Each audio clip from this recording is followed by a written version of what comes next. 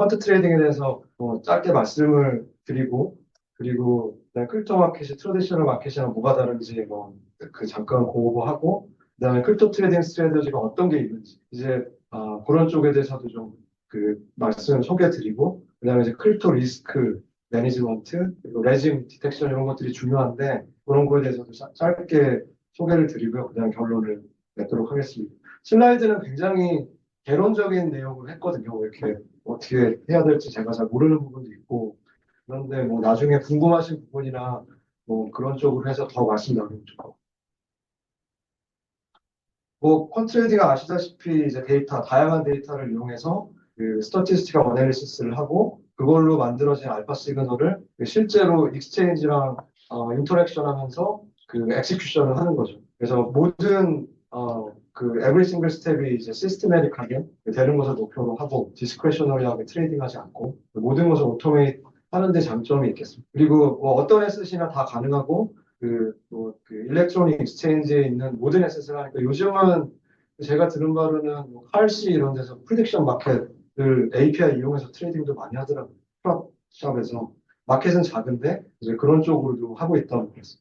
그리고 뭐 일반적인 그 펀트레이딩 시스템 아키텍처인데 뭐 제가 지금 쓰고 있는 시스템도 딱 이런 기반으로 되어 있고요. 뭐 중요한 거는 데이터, 다양한 소스의 데이터를 뭐 리얼타임 데이터로 받아서 그 데이터 플랫폼이 있고, 그리고 이걸 통해 갖고 리서치라는 리서치 플랫폼이 있고, 그다음에 리서치 결과가 나오면은 이제 그 실제 오더북과 그 틱 데이터를 가지고서 실제 상황과 비슷하게, 비슷한 환경에서 그 백테스트, 그 정밀한 그 하이프리퀀시 트레이딩 시뮬레이션 플랫폼을 통해 가지고 라이브에서 정말로 수익을 낼 수 있는가를 검증하게 됩니다. 이제 그러고 난 다음에 이게 그 프로피터블 하다. 그러면 이제 트레이딩 엑스큐션 플랫폼을 통해서 그 실제 익스체인지, 크립토 같은 경우는 익스체인지랑 바로 연결을 해서 하니까 그 트레이딩 엑스큐션 플랫폼이 있고, 그리고 또 트레이딩 된 결과를 그 포스트 트레이드 어널리시스라는 게 중요한데 이제 그런 그 트레이딩 후의 분석, 그다음에 뭐 펀드 리포팅, 포스트 트레이드 어널리시스하고 또 뭐 펀드 운영한다고 리포팅하고 또 리스크 모니터링도 하고 그 트레이딩 그 엑스큐션 하는 걸 보고, 그 다음에 그 이런 결과들이 또 이제 리서치 플랫폼으로 피드백이 되어서 그래서 더 리서치를 강화해서 또 이런 피드백 룹을 통한 그런 리서치 과정도 있겠습니다. 뭐 크립토랑 트레이딩 마켓은 뭐 다들 잘 아시니까 뭐 24/7이고, 그다음에 익스체인지 레벨 리스크가 크고, 디테일 플로우가 크고, 그다음에 언체인 트랜스페런스 이거는 뭐 디파이의 경우에만 해당되긴 하지만 하여튼 언체인 데이터를 볼 수 있다는 장점, 그리고 뭐 인프라스트럭처가 그 거래소마다 다 다르고, 그다음에 뭐 또 빠르게 변화하고는 있지만 이제 그런 과정에서 그 구조적으로 많은 이니피션시가 있어서 그래서 그 퀀트 트레이딩을 하기에 굉장히 좋은 마켓이다. 이렇게 뭐 그래서 저도 원래는 뭐 트래디셔널 마켓, 뭐 선물, 뭐 US 에코리 이렇게 했었는데 그 HFT 쪽으로. 근데 2019년에 이제 그 크립토 쪽 에셋을 트라이 해보고 싶어가지고 이렇게 시작을 하게 되었어요. 뭐 크립토 스트레이트들이 다양하게 있는데 이제 아까 그 CD파이 팀에서 하는 거 보니까 이제 디파이 쪽으로 많이 하시는 것 같은데 뭐 저는 디파이에서도 뭐 그 현재는 안 하고 있는데 이제 했던 경험들은 있는데 이제 주로 이제 그 CD파이 쪽의 거래소 이용해서 거래를 많이 하는데요. 그 뭐 아비트라지가 있고 먼저 제일 뭐 크립토에서 유명하고 오랫동안 했었던 사람들이, 그리고 모멘텀, 그리고 스타티스티컬 아비트라지 약간 미프리퀀시에, 그다음에 뭐 마켓 메이킹, 펀딩, 그리고 베이시스 트레이스, 그리고 또 언체인 시그널을 이용한 뭐 어떤 모델 뭐 이런 것들이 있습니다. 뭐 조금씩 설명드리겠습니다. 아비트라지는 이제 뭐 그 2018년, 19년부터는 그 당시에는 굉장히 아비트라지 기회가 스팟 간에도 많아서, 그래서 뭐 예를 들어 뭐 업비트랑 비슷한 뭐 아니면 뭐 바이낸스 뭐 이런 사이에서의 무수한 기회들이 있어가지고 그래서 많은 퀀트 트레이더들을 양산을 했죠. 그래서 그 거래소 간의 어떤 이니피션시, 그 지역마다 다른 어떤 레귤레이션, 그다음에 뭐 스피드, 뭐 여러 가지 그 프래그멘트드 마켓의 특징 때문에 그 아비트라지 기회가 굉장히 많았어요. 그리고 그 다음에 그 스팟이 끝나고 난 다음에는 이제 뭐 선물 간에 뭐 아비트라지도 많았고 이제 그런 여러 가지 스텝들이 있는데 약간 히스토리컬리 말씀드리면 안 돌아요 지금 이런 아비트라지가 예, 지금은 도는 전략은 사실은 아닌데 그냥 그 어떤 전략 소개 차원에서 말씀을 드립니다. 아비트라지는 굉장히 하이샵이고 그 데일리 턴오버가 크고 그다음에 커넥티비티나 레이턴시, PE 같은 거에 크루셜하고 이제 그런 특징이 있겠습니다. 네, 근데 뭐 밑에 말씀드린 것처럼 이뭐 인프라스트럭처, HFT 인프라스트럭처가 중요하고 빠르게 엑스큐션을 해야 되기 때문에 그다음에 예전에 뭐 거래소 간에 아비트라지를 하고 이러면 그러면 이제 에셋을 인벤토리가 달라지기 때문에 그 거래소마다 그런 것도 에셋을 갖다 옮겨요 블록체인으로. 근데 그런 것도 다 이제 오토메이션 하죠. 밸런스가 얼마로 떨어지고 이쪽 올라가면 자동으로 그 언체 그 블록체인 통해 가지고 그 송금을 한다든지 뭐 그런 것도 다 풀리 오토메이트해서 하던 시절이 있고 저도 그렇게 했었고요.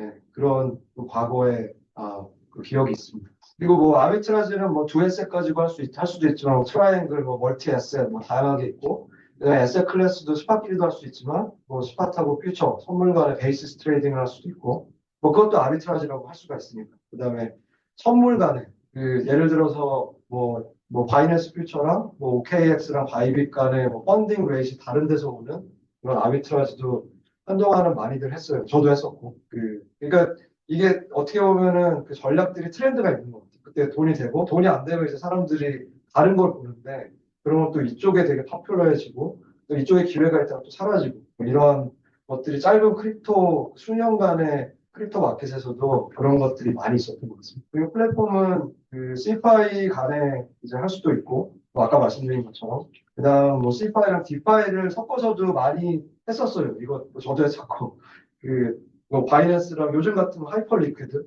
둘 다 퍼페추얼 수합이 있으니까 거기서 오는 그 차이를 가지고서는 가격 차를 가지고 거래를 하는 경우도 있고 그리고 더 여러 거래소가 있으면 더 기회들이 많이 있고요. 그다음에 디파이 가는 익스체인지 유니스왑하고 뭐그 BSC에 있는 팬케이크 스왑이라든지 이런 덱스 간의 아비트라지도 많이 있었고 그다음에 뭐 좀 더 최근은 아니고 뭐 이것도 요즘은 기회가 많이 없다고 하더라고요. 저는 안 했었는데 근데 뭐 디파이 플래시론 아비트라지 뭐 아베 같은 데서 그 세임 트랜잭션 그 블락에서 뭐 플래시론 콜레터럴 없이 론을 땡겨가지고 또 다른 데서 거래를 하고 이런 식으로 뭐 이런 것들도 그 많이 그 아비트라지가 있었고 그렇습니다. 근데 이런 것들이 사실은 그 네트워크 액티비티가 많아야지 기회가 있는 거라서 그 요즘 같은 베어 마켓에서는 그렇게 활발히 거래되고 있지는 않다고는 알고 있는데 근데 그것도 확인 안 하는 게 있죠.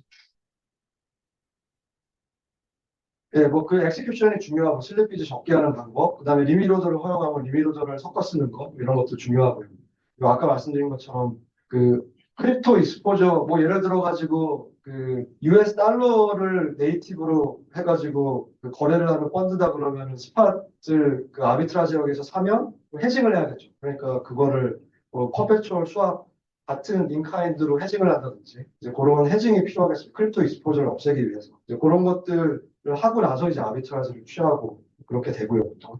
인벤토리 리밸런스 아까 말씀드린 것처럼 이런 것도 API로 빠르게 왜냐면 어떨 때는 그 인벤토리 때문에 나오는 에지가 되게 크거든요. 그러니까 막 사람들이 그 인벤토리가 한쪽으로 쏠려가지고 딴 쪽에서 인벤토리가 없어서 거래가 더 안 되는데 네, 아직 더 인벤토리가 딥하게 있으면 그렇기 때문에 이쪽에서 더 되게 주시한 트레이드를 많이 할 수 있고 그래가지고 한때는 인벤토리 리밸런싱을 되게 하는 알고리즘 이런 것도 굉장히 프로핏에 많이 영향을 미치고 그랬던 것 같습니다. 그리고 디파이는 아시다시피 블락 타임 때문에 좀 더 레이턴시가 있고 그런 것도 고려가 돼야 됩니다. 크립토 마켓은 그 차트에서 보시는 것처럼 굉장히 그 모멘텀이 많은 마켓이죠. 올라갈 때도 내려갈 때도 최근에는 많이 줄었다고 하는데 근데 그래도 기본적으로 리플렉시브하고 홀딩하는 마켓이기 때문에 모멘텀 스트래터지는 굉장히 그 리턴이 좋은 편이에요. 지금도 그렇고. 그런데 이제 뭐 굳이 문제점을 찾자면 샵이 낮죠. 그러니까 그 리스크 대비 리턴이 작아서 뭐 1에서 2, 뭐 2까지 가기 힘들 거예요. 그렇기 때문에 굉장히 스윙도 크고 발러티리티도 크고 그래가지고 퍼포먼스 발러티리티 매니지먼트하고 이런 게 굉장히 중요한 전략인데 그렇지만 리턴은 굉장히 클 수 있는 포텐셜이 지금도 그런 전략이냐. 그다음에 롱텀 트렌드 팔로잉의 경우는 굉장히 로우 프리퀀시고요. 이런 거는 그래서 북 사이즈의 하루 데일리 턴오버 볼륨이 10 to 20% 그러니까 한 5일 정도 돼야지 캐피털이 턴오버 되는 정도가 보통 좋은 보통 많이 프로피터블한 트렌드 팔로잉 호라이즌이라고 알려져 있습니다. 제 경험상으로. 그다음에 뭐 느린 전략이니까 커패시티가 큰데 문제점은 다시 한번 말씀드리지만 뭐 드로우다운 같은 거 이런 게 크기 때문에 굉장히 북 사이즈나 이런 걸 잘 매니지해야 되는 좀 스페셜티가 필요한 그런 전략인 것 같습니다. 그리고 쇼터 모멘텀은 이제 HFT 전략인데 알파 드리븐이죠. 그러니까 뭐 아까 같은 아비트라지가 아니라 뭐 싱글 거래소일지라도 프라이스 볼륨 뭐 여러 가지 데이터를 써서 다른 거래소 데이터도 그렇고 그래서 그걸 이용해가지고 그 알파 그 쇼텀 알파를 크리에이티브 그 만들어서 거래를 하는 쇼터 모멘텀 전략. 하이샵 뭐 샵이 뭐 높은 편인데 그리고 턴오버도 많고 그렇지만 단점은 이제 커패시티가 작죠. 볼륨이 많고 그러기 위해서는 캐피털 자체가 많이 들어가기 쉽지 않아서 그런 단점이 좀 있습니다. 그래서 보통 프랍으로 할 때 많이 사용을 하는 전략이 되겠습니다. 뭐, 박사님 간단히 질문 있는데, 예, 언제든지 질문 주세요. 네, 궁금한 거 그 있으시면. 쇼텀 트레이딩 하실 때는 네. 아무래도 그 기존의 전통 금융인데 네, 그 트레이딩보다 수수료가 높잖아요. 네네. 그럼 이제 하이 프리퀀시 트레이딩 같은 거에서 턴오버 같은 경우를 하이 턴오버는 어떻게 그러니까 그 수수료 같은 그러니까 트랜잭션 코스트나 슬리피지 같은 거는 어떻게 해결을 하시나요? 네, 그 좋은 질문이고, 그렇기 때문에 그런 거에 맞춰서 이제 알파를 디자인을 해야 되고, 네, 그 다음에 뭐, 어카운트는 좀 좋은 어카운트를, 에서 거래를 할 수 있으면, 뭐, 예를 들어서 리미로더에서 뭐, half basis point 리베이트 받거나, 네, 그런 것도 있긴 있는데, 기본적으로 말씀하신 것처럼, 그래서 여기서 하이 턴오버가 뭐, 에쿼티 마켓에서, US 에쿼티 마켓에서 턴오버랑은 다르고, 그러니까 뭐 하루에 몇 번 플리핑한다? 사이즈고 그러면 하이 턴오버라고 할 수 있어요. 그 대신에 이제 하이샵이고 여러 가지 특징 때문에 굉장히 레버리지를 많이 할 수 있는 작전이죠. 북사이즈를 이용하면. 그래서 리턴을 캐피털 대비 리턴을 굉장히 맥시마이즈 할 수 있는 포텐셜이 있고. 그리고 뭐 하여튼 트래디셔널 마켓에서 돌던 전략들이 이제 프라이스 볼륨 드리븐이면 특히 이제 크립토에서 했을 때 이제 더 잘 도는 경우가 많이 있긴 해요. 특히 초창기에 그런 것들이 점점 없어지는데 그런 것들이 있죠. 그리고 사이징 같은 거는 좀 제약이 많지만 그렇지만 그런 데서 오는 어드밴티지는 있는 것 같습니다. 텀에서 드로우다운이 있다는 게 무슨 뜻이에요? 그러니까 뭐 픽투 드로우라 그러나요? 그러니까 뭐 퍼포먼스가 이제 어큐뮬레이트 리턴을 보면 이게 막 돈을 벌다가 이제 잃는 구간이 있겠죠. 그럼 이제 버는 피크 어큐뮬레이트 리턴에서 이제 얼마까지 떨어질 수, 몇 퍼센트 떨어질 수 있는. 보통 이거를 뭐 인베스터들 같은 경우 프라브로에도 그렇고 이게 중요한 거라서 사실. 그러니까 뭐 그동안 많이 벌어서도 막 이렇게 갑자기 막 10%를 잃고 이러면은 왜냐면 보통 북사이즈를 키워나가죠. 점점 로우 프리퀀시는 잘 돌면은 더 북사이즈를 키우고 하는데 그랬을 때 큰 퍼센테이지에 이게 오면 와이프아웃이 돼요. 그래서 그다음에 뭐 레버리지를 많이 썼으면 뭐 그런 것도 좀 조심해야 되는 부분이. 그래서 그거를 컨트롤하는 게 중요한데 샵이 낮으면 기본적으로 그 스윙이 크니까. 그래서 그런 거를 발로티리티 매니지먼트가 되게 중요한 부분이겠어요. 크립토 스텝은 롱숏 해야 되기 때문에 데리버티브 많이 쓰고요. 뭐 퍼페추얼 스왑 뭐 주로 많이 쓰고 그다음에 뭐 에쿼티 스텝하고 비슷해요. 비슷한 전략을 이제 적용을 하는 거죠. 할 수 있는 거를. 그런데 그 리퀴디티 이슈 때문에 뭐 많아야 100 뭐그 정도인 것 같아요. 탑 리퀴드 티커. 에쿼티처럼 수천 개 하는 게 아니라 할 수 있는 게 그 정도밖에 없어서 그 문제는 히스토리도 작고 그다음에 레진도 너무 많이 바뀌고 그래가지고 사실은 뭐 정글이에요. 정글. 완전히 뭐 어느 정도는 운에 맡기는 부분이 있고 그래서 리스크 매니지먼트가 정말 중요한 아무리 백테스트가 좋아도 이제 막 드로다운 매니지먼트가 잘못하면은 뭐 그런 게 있고 그 특징은 뭐 샵이 조금 더 높죠. 뭐 2, 3 정도 어치브할 수가 있고 잘 디자인하면 턴오버도 조금 더 높은 편이고 그 트렌드 팔로잉보다 50% 100% 하루에 하루 정도 프리딕션 한다고 보면 되고 그다음에 이제 커패시티 크고 근데 뭐 샵은 넷 오프 코스트 샵이죠. 그렇죠. 네, 그렇죠. 그리고 그 발로티리티가 굉장히 커서 예를 들어서 에코리스테락은 제가 아는 바로 제가 에코리스테락을 많이 했던 건 아닌데 그 친구들 얘기 들어보면은 그 GMB 그로스 마켓 밸류 북 사이즈에 뭐 한 2% 정도를 1년에 벌면 많이 벌었다고 하거든요. 레버리지를 보통 10배를 하니까. 그러면 이제 애뉴얼라이즈 리턴이 캐피털 대비 20% 하는 거. 되게 좋은 건데 그렇게 되면. 근데 크립토는 웃긴 게 이제 레버리지도 많이 할 수 있는데 그 GMB 대비 리턴이 보통 타겟이 되는 게 뭐 한 20% 이렇게 되거든요. 그래갖고 이제 어떤 장단점이 있냐 마켓이 작잖아요. 에코티도 훨씬 작고 티커도 작고 그래서 이게 마켓이 작은 마켓인데 발러틸러티가 굉장히 크고 그래가지고 그 똑같은 샵에서 그 어치브할 수 있는 리턴은 크다. 발러틸러티가 큰 만큼. 그래서 그런 거 있는데 그 대신 위험도도 굉장히 큰 거죠. 그래서 뭐 레버리지를 10배 하고 이런 거는 뭐 힘들고 뭐 그런 좀 특징이 있습니다. 마켓이 뭐 다르니까 생기는 일인데 그다음에 정말 중요한 거는 그 리스크랑 드로다운 매니지하는 거고 이게 왜 중요하냐면 이거는 저는 뭐 그 경험으로 아는 거니까 예, 뭐 잃어보면서 이제 뭐 저는 산 경험인데 그러니까 그 퀀트 멜트다운이라는 게 있는데 이게 포지션이 다 많은 펀드들이 가지고 있다가 그걸 갖다 언와인딩하기 시작하면 이제 캐스케이딩 리퀴데이션 효과가 있는데 근데 그러니까 크립토 마켓에서는 자주 일어나요. 그러니까 예를 들어 뭐 북사이즈가 되게 큰 펀드 몇 개가 있는데 얘네들이 북사이즈 줄여야겠다. 인바이러먼트가 안 좋아. 그리고 이게 막 얘가 줄이니까 쟤도 줄이고 쟤도 줄이고 이런 게 진짜 주기적으로 있거든. 근데 이런 게 뭐 백테스트에서 극복을 했다 그래도 뭐 나타나면은 피해야 되고 무조건. 그래서 그런 것들이 되게 어렵고 어느 정도는 좀 디스크레셔널이는 아닌데 굉장히 리스크 매니저스 잘하지 않으면 그러니까 스태티스티컬 결과를 가지고 그냥 이거 믿고 그냥 이 마켓 돌아올 거야 이렇게 하면 그냥 그러니까 그런 느낌이 있어요.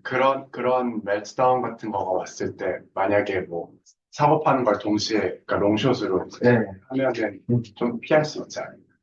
근데 그게 웃긴 게 이제 스텔업이 여러 가지 그 시그널들이 들어가는데 민 리버전하는 스타일의 스프레드 같은 시그널은 그러니까 스프레드가 줄어들어야지 돈을 버는데 이제 이 포지션을 들고 있던 사람들이 팔면 반대로 가잖아요. 네. 근데 이게 못 참고 다른 데서 또 팔어. 더 벌어져. 계속 발벌지하고. 아, 근데 그거를 이제 끝까지 참으면 언젠가 돌아오겠죠. 근데 이제 돈이 못 참지. 그래가지고. 네. 아, 네. 그래서 근데 그런 일들이 생각보다 많아요. 그래서 그뭐 스태티스티컬 어널리시스가 좋고 모델이 좋다 그래가지고 그냥 들어와서 돌리면은 망한다. 네. 빌 수 있는 맞습니다.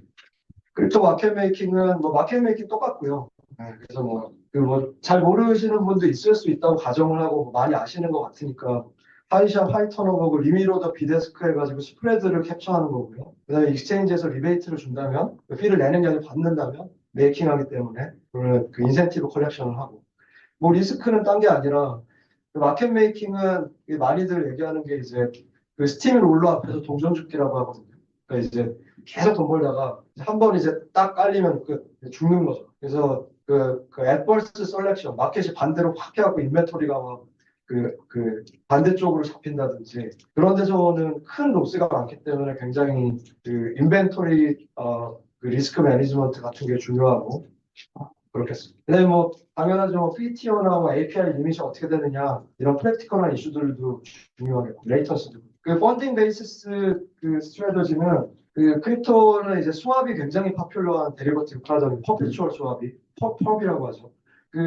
그게 이제 펀딩 레이트 스트럭처가 있어서 쉽게 얘기하면은 그 스왑은 엑스프레션이 없는데 그래서 딜리버리가 없는데 그 이 퍼페추얼 스왑하고 스팟하고의 프라이스 차이를 자동적으로 갭을 메꿔주는 시스템이 있어야 되기 때문에 그거를 이제 펀딩 레이즈로 하는 거죠. 그래서 뭐 예를 들어서 퍼페추얼 스왑이 현재 스팟 프라이스보다 뭐 원 베이시스 포인트가 높다는 얘기는 예를 들어 가지고 그 퍼페추얼 스왑을 롱한 사람들이 숏한 사람들한테 원 베이시스 포인트를 페이하는 것입니다. 왜냐면 그래야지 퍼페추얼 스왑을 숏하는 인센티브가 생겨서 마켓이 둘 간의 스프레드가 펑펑지 않는 거죠. 뭐 그런 메커니즘이 있어서 그리고 계속 플럭추에이트 하고 그리고 거래소마다 다르고 왜냐면 거래소마다 리스크가 다르기 때문에 거기서 오는 어떤 메리트가 있고 차트에서 보시듯이 히스토리컬리 여러 가지 거래소의 펀딩 레이트 다 달라요. 그리고 데리버티브 거래소도 있고. 그렇기 때문에 여기서 오는 디퍼런스를 베이시스 트레이딩하고 아비트라지 할 수가 있는 그런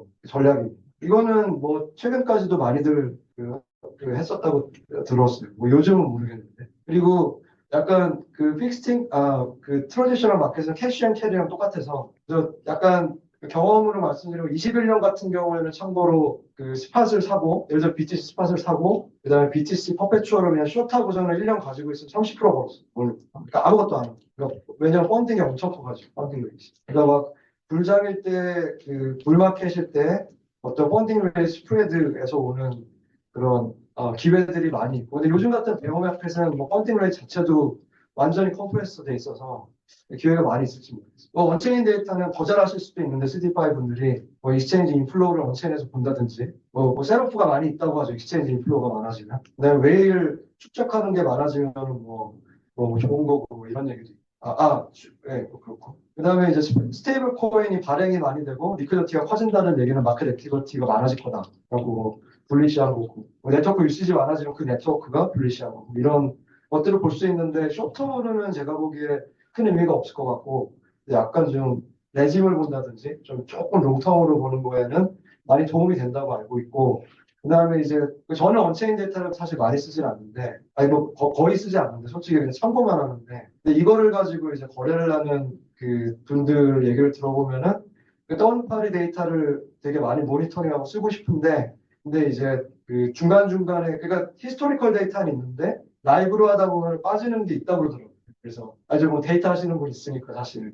그래서 그러니까 이제 그 라이브에서 들어올 때 이제 없는 거죠. 포인트 인 타임 데이터로 그러니까 직접 거래를 하려면은 라이브 데이터가 중요한데 라이브 데이터에서 이제 왜냐면은 블록체인이 거기서 레이턴시가 생기고 여러 가지 이유가 있어가지고 딜리버가 안 된 거죠. 근데 그게 이제 되게 크리티컬할 때가 있어서 그래서 근데 이제 히스토리컬은 있어. 하루 지나면은 이제 거기서 덤프 안 되는 딱 그게 폴필링 돼서 있고. 그러니까 이제 백테스트 한 거랑 실제로 한 거는 이제 괴리감이 생기니까.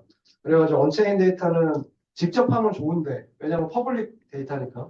근데 또 그렇게 하면 리소스가 많이 들고 그런 좀 어려움이 있다고 얘기는 들었었어요. 제 경험은 아니라서. 그 리스크 매니지먼트가 여러 번 나오는 띠미로 정말 크립토는 그 어그레시브하게 컨빅션 트레이딩 하는 것보다 오래 살려면 리스크 매니지먼트가 제일 중요한데 크립토는 그 리퀴데이션 캐스케이드 이펙트가 굉장히 크고요. 어떤 건지 아시겠지만 그리고 텐텐 플래시 크래시는 사실 지난 10월 10일 때 얘기인데 그때 어떤 일이 있었냐면은 크립토 마켓이 BTC가 10% 이상 커렉션이 있었는데 알트는 20, 30%. 근데 그럴 수도 있죠. 너무 레버리지드 포지션이 시장에 많아서 그 선물이 swap이 그래가지고 리퀴데이션이 너무 많이 일어나가지고 어떤 일이 있었냐면은 딴 게 아니라 그 바이낸스 같은 거래소는 리퀴데이션이 났을 때 왜냐면은 그 손실이 그 네거티브 밸런스가 됐다 그래서 돈을 요구하진 않잖아 거래소에서 그리고 한국의 어떤 선물 브로커리지처럼 그러니까 그 본인의 자산을 다 잃고 끝나는데 근데 너무 빨리 마켓이 움직이면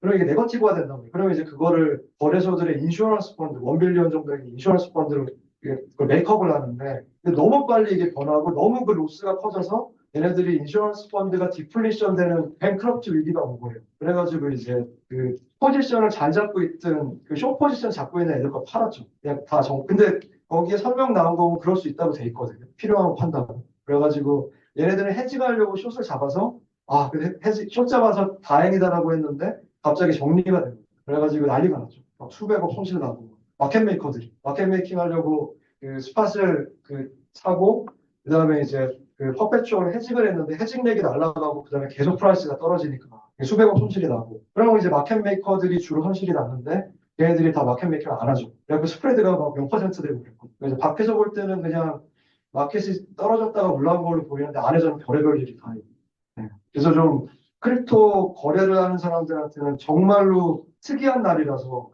저도 그 어떤 면에서 그 코로나 때 완전히 탱킹하는 것도 그때도 마켓에 있었고 루나, FTX 다 봤는데 이거 되게 독특한 또 그런 일이 있었던 날이긴 했어요.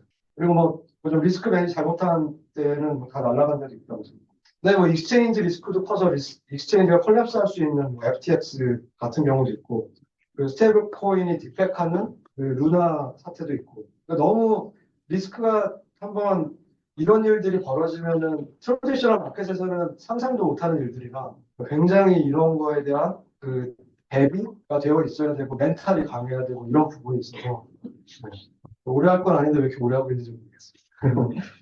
레귤러토리도 리퀴데이션 캐스케이드는 이런 식으로 쭉 떨어졌다가 레버리지 포지션 다 청산되고 이제 이렇게 확 솟아오르는 이런 패턴이 크립토는 유난히 많았는데 근데 좀 웃긴 거는 최근에 이게 더 많이 없어졌어요. 이런 게 사실 좋은 기회거든요. 펀트 트레이딩에는. 근데 이게 어떻게 보면 양날의 검인 게 그 스팟 ETF 나오고 제도권의 어떤 들어오면서 조금 많이 어려워진 것 같기도 하고 재미가 없어진 것 같기도 그렇긴 합니다. 솔직히 말하면. 이런 정글 같은 무브먼트가 점점 없어지는 게 있어요. 커피츄레이션도 별로 없고.